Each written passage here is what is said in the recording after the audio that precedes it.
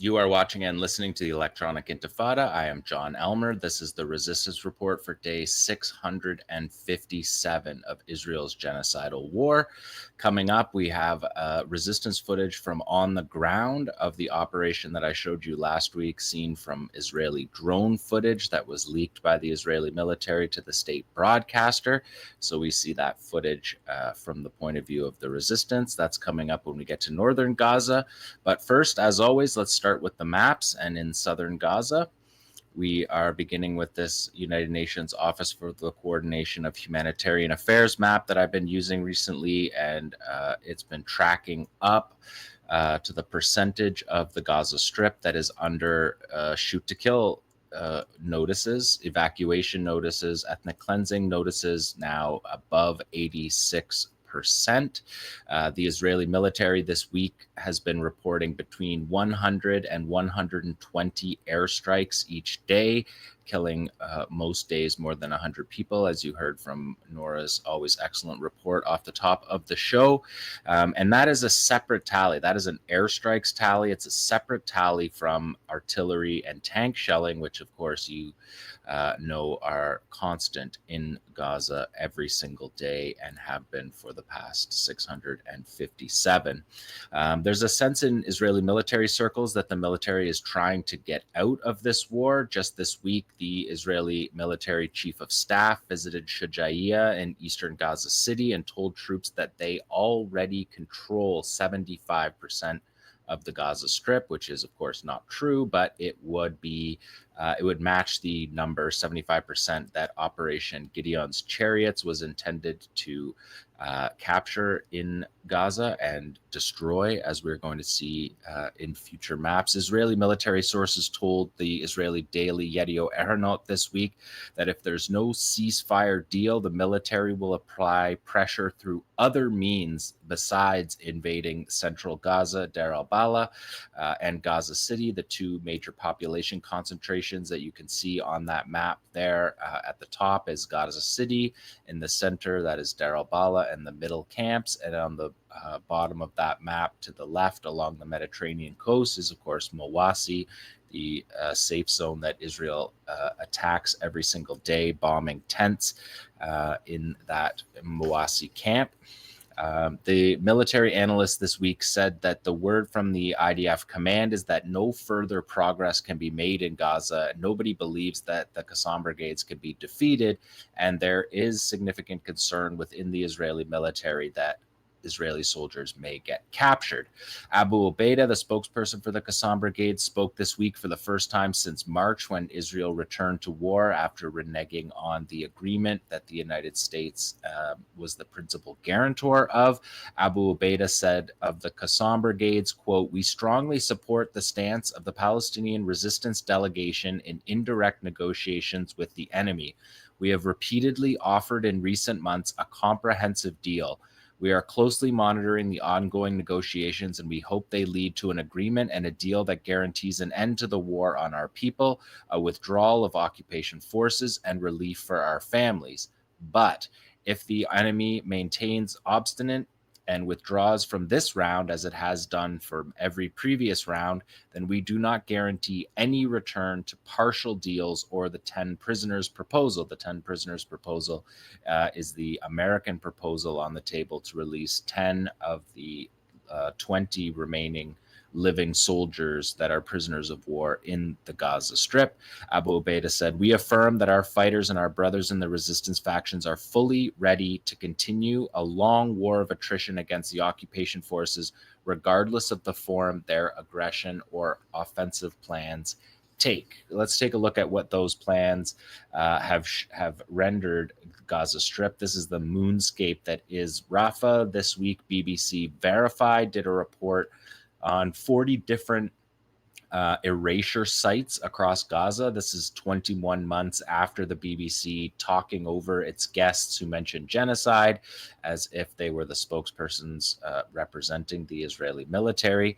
But they had Israeli Prime Minister Benjamin Netanyahu on record saying that the objective right now in Gaza is, quote, destroying more and more homes, leaving Palestinians with nowhere to return to. Still, this week, even in that moonscape, there was 4 operations by Qassam's Rafah brigade, 1 fatal and 2 with serious injuries. They reported on Tuesday that their fighters managed to target a Zionist force consisting of 7 soldiers with a television anti-personnel device, causing casualties east of Rafah city. Our fighters monitored the landing of evacuation helicopters.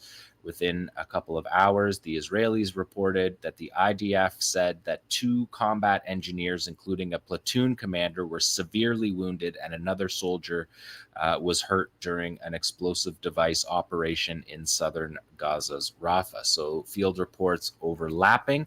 I just want to show you this Magan corridor, number 3 here. This is the corridor that I've described. The Moreg corridor that you see there runs and splits Rafah from Khan Younis, and this new corridor, the Magan Os corridor, is cutting off eastern Khan Younis from Khan Younis city and the refugee camp to the west, and that is Mawasi that you're seeing, and the coastline is on the top of that map, so that's Mawasi along the coast. But footage shown from satellites this week, if we look at number 4 here, you can see the Israeli destruction of this corridor. This is a before picture that represents June 20th. And if we see the next slide, you can see what it looks like as of July 17th. This is from satellite imagery from Planet Labs that was collected by Jake Godin. And the destruction of this corridor has been largely the Israeli purpose in this stage of the war. As I reported going back a couple months now, the goal of this war was not to defeat the resistance, it was to take territory and destroy it, and that is what we are seeing: starvation, destruction, and erasure. Because the Israelis cannot defeat the resistance, they're taking it out on the civilian population in Gaza. So that is the context for these operations. Now on to the resistance. Qassam commander Abu Ubaidah, spokesperson, directly addressed the battlefield this week. He said, our fighters side by side with the fighters and resistance members from our brother factions, especially our brothers in Surah al-Quds, are engaged in an asymmetric battle with unmatched faith and unbreakable determination. Our fighters have attempted in recent weeks to capture several Israeli soldiers during operations, some of them nearly successful, he said, were it not for the use of Israel's Hannibal directive, killing the fighters and soldiers themselves in that operation. The strategy, Abu Ubaidah said, and decision of the Qassam leadership at this stage of the battle is to ensure deadly blows against enemy soldiers while carrying out focused, high-impact operations at point-blank range and to pursue and capture Zionist soldiers.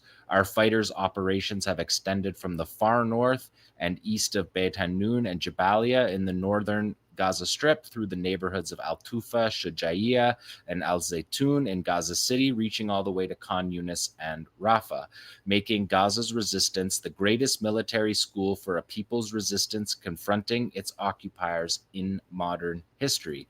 If the enemy government chooses to continue the war of extermination, it is at the same time choosing to continue receiving the coffins of its soldiers and officers. Their tanks will not protect them, Abu Ubaidah said. And now let's take a look at what Abu Ubaidah was referring to, because this is operation number 6 here, this video by Surah al-Quds, number 6. Yeah, this is an operation by Surah al-Quds that took place in Abasan al-Kabira in eastern Khan Younis. You can see them here with eyes on Israeli units. You can see the excavators there, which would make obvious targets. But because the goal of this operation is to capture soldiers, you see the fighters passing on the excavators and here placing an explosively formed penetrator on the route. Qassam Suraya commanders said that they had been on this route for many days planning this operation, so that's why they pass on the excavators. The fighter here says, "We will not leave here except with a captive soldier." or we will be martyrs, a captured soldier or martyrdom. That is this operation that is based out of the rubble in Khan Younis, which is beginning to look a lot like Rafah.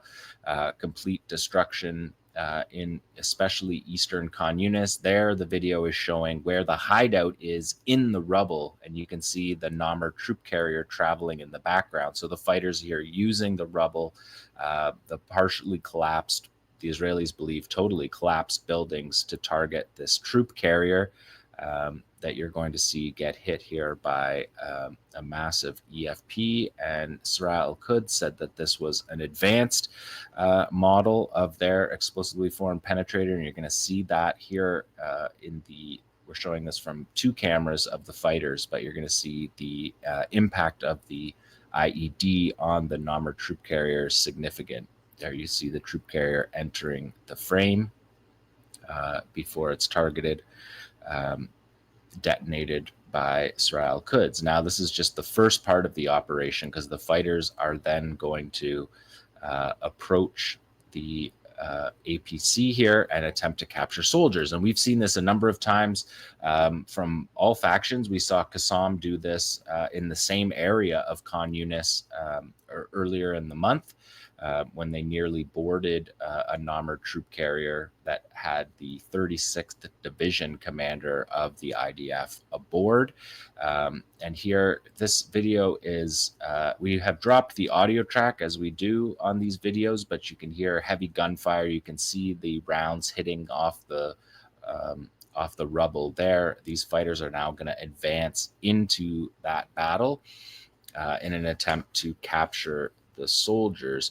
𝐄𝐥𝐿 says here that the intervention of the Zionist enemy vehicles near the location hindered the completion of the capture operation, which led to the death of the captured soldier and the martyrdom of our group of fighters. Military sources told Al Jazeera last week that the Hannibal Directive had been used in northern Gaza multiple times. And according to 𝐄𝐥𝐿 𝐄𝐿, that's what we're seeing here in southern Gaza. Now we are going to move to Deir al-Balah. Number 7 shows this map here. Along the top, you have the Mediterranean coast. We're looking at this map from west to east. This evacuation order in Deir al-Balah earlier this week effectively cuts off the middle camps from Mawasi in the south. And this operation is essentially along the lines of what used to be the along the cutoff in the area of the Abu Holi checkpoint, which was a significant checkpoint that cut off southern Gaza during the time when Israeli settlers were in Gaza before 2005. And that is the same axis upon which they are operating here. The United Nations Office for the Coordination of Humanitarian Affairs said that since March 18th, when Israel reneged on the ceasefire agreement, more than 55 displacement orders covering more than 85% of Gaza have been issued. According to the UN Site Management Cluster, that has put 750,000 Palestinians newly displaced just in that time since March 18th. And those orders are continuing to go. The Israelis have not invaded the city of Deir al-Balah directly during this war. They have said that they are not doing that because they believe that their captives are in Deir al-Balah, but we know that that is not serious because they have no idea where their captives are anywhere in Gaza. But this operation was immediately met by resistance. Qassam Brigade's field reports immediately came out talking about targeting a Merkava tank with a high explosive ground charge in south of Deir al-Balah. 𝐄𝐥𝐿 𝐄𝐿 targeted a tank with a pre-planted 𝐓𝐡𝐞. That's an explosively formed penetrator. Qassam Brigades hit a troop carrier with a Yasin 105, another tank with a Yasin 105, and the Israeli military announced an officer was seriously wounded by anti-tank fire in the Deir al-Balah area, the central Gaza Strip, earlier in the day. It was the Technology and Maintenance Corps non-commissioned officer serving in the Golani Brigade's reconnaissance unit. So the reconnaissance unit, the first troops across the border, are hit with these operations by the Deir al-Balah battalion. Let's take a look at those. Number 7B here. We're going to see 3 Yasin strikes against armored vehicles. And again, we've been talking about this for the 21 months of this war, but here it's shown really starkly. The Israeli troops roll into Deir al-Balah and they're immediately hit, and they're hit by the Deir al-Balah battalion, the central camps battalions in the middle camps. This is not fighters chasing around the military. This is fighters in these positions in their area of responsibility, immediately hitting armored vehicles that enter their area of responsibility. This is the second operation. Again, you're seeing this one. This is a tunnel operation. You can see the fighters emerge from their tunnels in positions that they have been in for 21 months waiting for this battle. They don't run down to Khan Younis and fight the battle. This is not Khan Younis fighters coming up to Deir al-Balah. It's fighters in their area of responsibility that we have seen throughout the war. So you can see the cameraman on these two videos encouraging. This is a third now operation. Again, another tunnel-borne operation against a Namr troop carrier.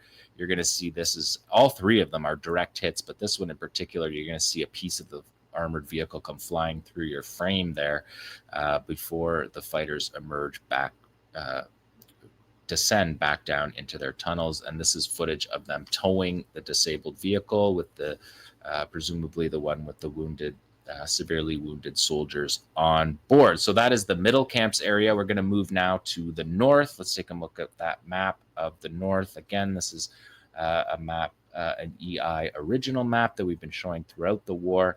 And the main focus in the north has been along the across the top there in the northeast and northwest, Beit Hanun and Beit Lahia. Beit Hanun has been scheduled for complete destruction, as it already has been half a dozen at least times during the war.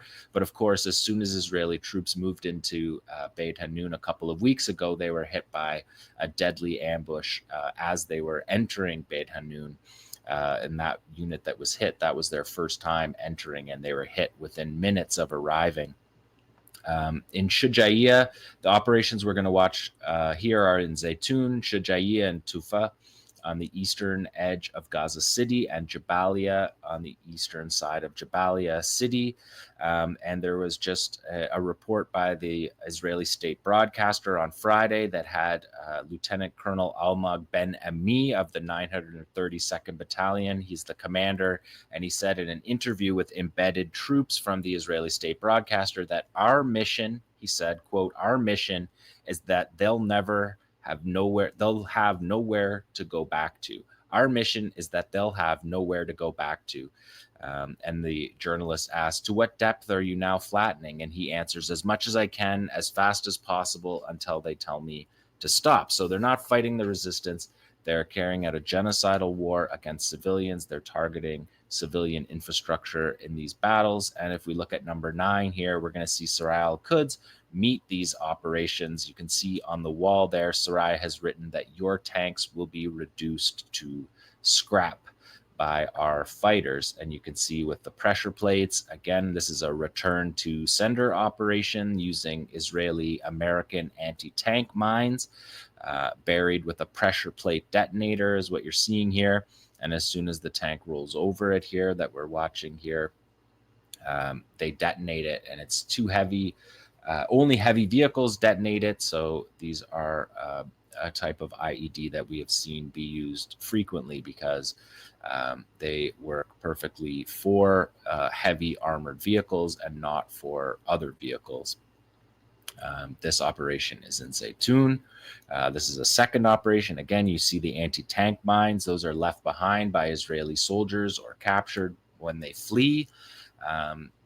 This was used particularly in the second phase of this genocide when we saw them using these mines to do house demolitions. In this phase of the genocide, they're doing the house demolitions with excavators so that presumably will lessen the number of these anti-tank mines going forward. But of course, the unexploded ordnance in the numbering in the thousands, if not tens of thousands, will keep the resistance able to fight this battle for a long time to come. You can see the detonation there from a surveillance camera of that operation. This is in Tufa.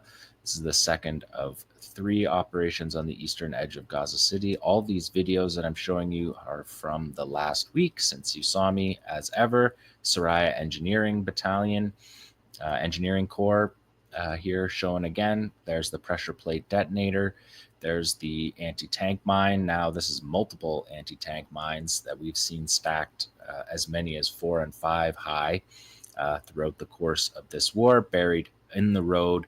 The Israelis have torn up the roads. They have created their own pathways through the urban environment, which just makes burying these IEDs all that much easier for the resistance. And that's what we are seeing here in Soraya's operations. The Israelis reported a number of severe casualties in these operations. In the 𝐓𝐡𝐞 operation, Channel 12 said that details about the Army's announcement of injured soldiers from the paratroopers brigade, that was 4 seriously injured and 2 moderately injured, as well as a Yahalom unit. 2 soldiers from the Yahalom unit were injured as well. Now, this is the footage that I've been telling you about, number 10 here. This is the 𝐓𝐡𝐞 footage from the ground of that operation that I broke down last week that we saw from Israeli drone footage. And here we're getting the view of what it is. You can see the fighter at the top there. He's got a guerrilla action device that he's setting up. While the fighter says that today is the day we have been preparing for to torment this frail army, this army that abuses civilians. The army is outside this house. Between us and them is only one house. So we saw this video from the drone footage, and you're going to see the drone footage again here. But this answers the questions that we had from that first look at the operation. You can see the Merkava tank there through the rubble. And you're going to see the fighter here with his guerrilla action device. This is just like a smaller, lighter Shawad, essentially. And you can see this is the Tandem 85, the Yasin Archer. This is a coordinated operation. We saw it from the drone footage. The Yasin Archer is going to fire at the tank on the right to your screen there. And the 𝐓𝐡𝐞 fighter with the guerrilla action device is going to time that with his approach here. You can see him in the left of the screen emerging, and now this is the drone footage. I removed this watermark from the drone footage because the watermark, you can see the fighter in the top left corner there moving, and you can see him there in the bottom left corner moving. The watermark makes no sense because it's released through an Israeli military sensor, so there's no need to stamp the video as if it's some kind of score for the state broadcaster. You can see the significant hit there, rubble flying, and that is from the ground. And it was curious because when we saw the footage from the air, we hadn't seen a field report of this operation. There it is again. You can see him in the top throwing the guerrilla action device on the top of the turret and likely aiming for an open hatch, which we've seen many times throughout this war. Soldiers outside the hatch, although they're not doing that as much these days. They're pretty zipped in and casualty averse here. And at the end of this video, you're going to see the question that Israelis asked, as well as people asking in the comments if the fighters returned to their base safely, because the Israelis were upset that they didn't see any counter fire during this operation. And here's the answer: the 𝐓𝐡𝐞 fighters returned to their base safely. All right, so and number 11, Abu Ubaidah spoke this week. I just wanted to give you a summary of what he said. He said the enemy resumed its barbaric Nazi aggression 4 months ago after betraying and breaking the signed agreement, lying to mediators and to the world, and returning to war in search of its so-called victory. For 4 months, Abu Ubaidah said, the enemy has continued its sadism against civilians and children, indulging its obsession with systematic destruction of neighborhoods, cities, and civilian residential areas. 21 months summarized in the steadfastness of our fighters and of our people.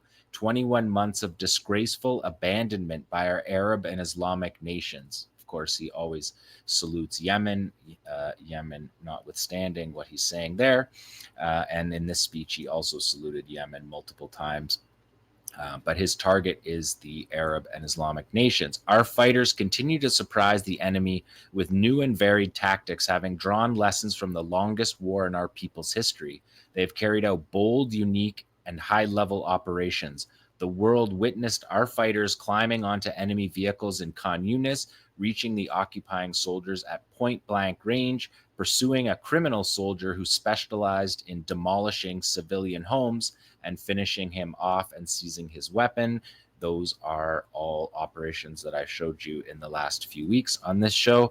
Abu Ubaidah said, "We are proud of our fighters and we are deeply aware of the pain and suffering endured by our wounded people, whose pain we live with day by day. Our enemy is supplied by the most powerful, oppressive forces in the world with endless convoys of weapons and ammunition, while the regimes and powers of the Arab and Islamic nations look on in silence.